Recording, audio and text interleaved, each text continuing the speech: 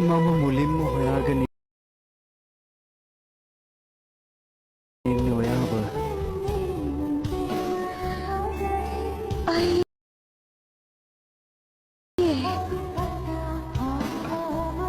හැබැයි එහෙම එන්නේ ඒ වෙනකොට ඔයාට සෝල්මේට් කෙනෙක් හිටියේ නැත්නම් විතරයි.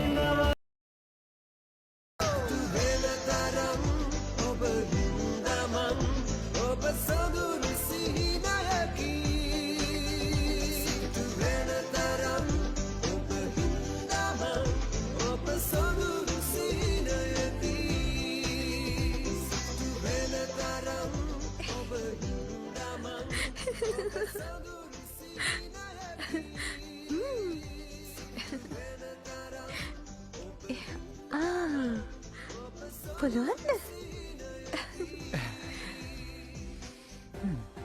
ඔයා තාමත් අත තද කරනවා වැඩි. ඒචන් අයියා.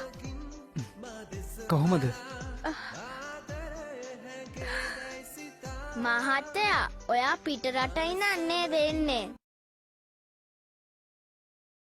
ඕ කොහොමද ඔයගොල්ලෝ දන්නේ? අපි එක කලින් දැනගෙන හිටියේ. ඔයගොල්ලන්ගේ ටීචර් නම් ෂෝක් නේ? එහෙනම් හරි. ඔයා තමයි එයා. අපේ ටීචර් අපිට ඔයා ගැන කියලා තියෙනවා. මොනවද මේ කියන්නේ? ඒවා කියන්න එපා.